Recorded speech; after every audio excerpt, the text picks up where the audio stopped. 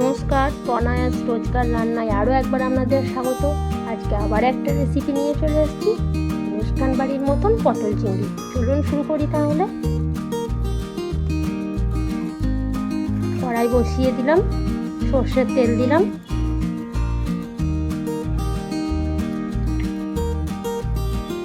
ধুয়ে নুন হলুদ মাখানো চিংড়ি মাছগুলো ভেজে নেব।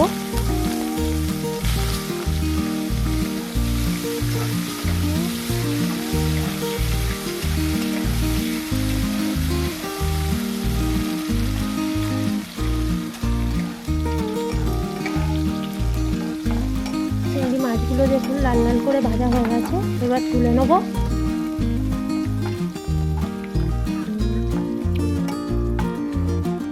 কেটে রাখা পটল তেলে ভেজে নেব।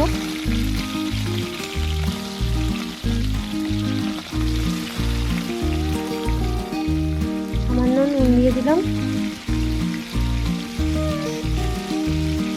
একটু হলুদ দিয়ে দিলাম।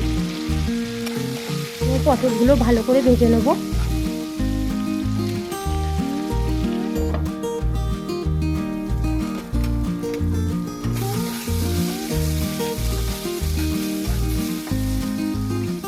পটলগুলো ভাজা হয়ে গেছে, এবার তুলে নেব। আর একটু সর্ষের তেল দিয়ে দিলাম, গোটা জিরে দিয়ে দিলাম, শুকনো লঙ্কা দিলাম,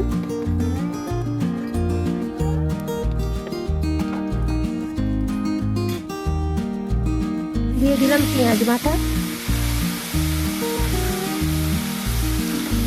এবার পেঁয়াজ বাটাটা ভালো করে একটু নেড়ে নেব।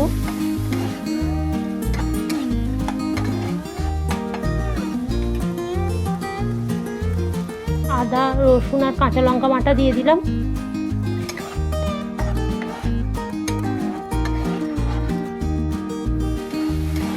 এবার সব মশলাগুলো একসাথে ভালো করে কষে নেব।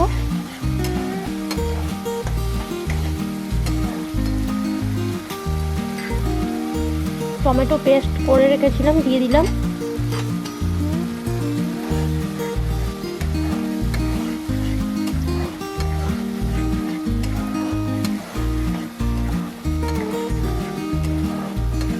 টমেটো পেস্ট দিয়ে একটু ভালো করে নেড়ে নিলাম।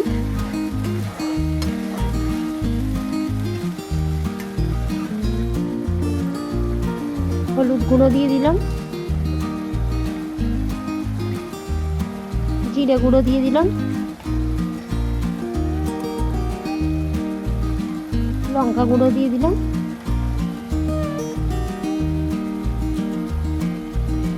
ধনে গুঁড়ো দিয়ে দিলাম। এবার সব মশলাগুলো ভালো করে কষিয়ে নেব।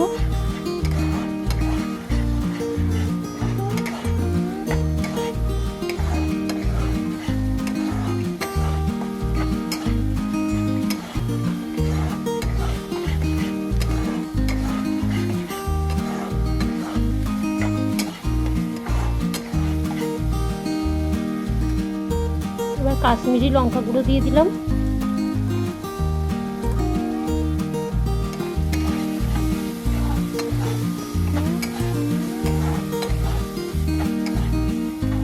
সামান্য জল দিলাম, জল দিয়ে মশলাটা আরও একটু ভালো করে কষে নিলাম। একটু চাপা দিয়ে দিলাম। দেখুন সুন্দর কষানো হয়ে গেছে। এবার ভেজে রাখা পটল আর চিংড়িটা দিয়ে দিলাম।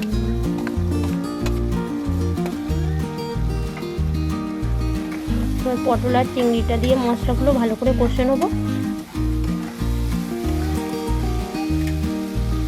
এবার সেদ্ধ করে রেখেছিলাম আমি কুকারে আগে থেকেই আলুগুলো, সেই আলুগুলো দিয়ে দিলাম। আপনারা চাইলে ভেজেও করতে পারেন।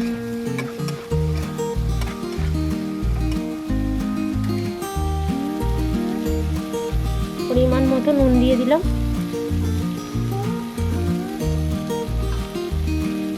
নুন দিয়ে ভালো করে আরেকটু কষে নিলাম।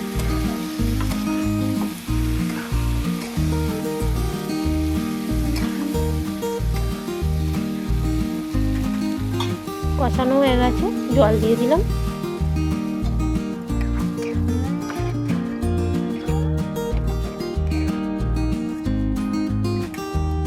এবার একটু চাপা দিয়ে দিলাম। তরকারিটা অনেকটা জলটা মরে গেছে। এবার নামানোর সময় হয়ে গেছে, তাই একটু গরম মশলা দিয়ে দিলাম। গরম মশলা দিয়ে ভালো করে আর একটু নেড়ে নিলাম।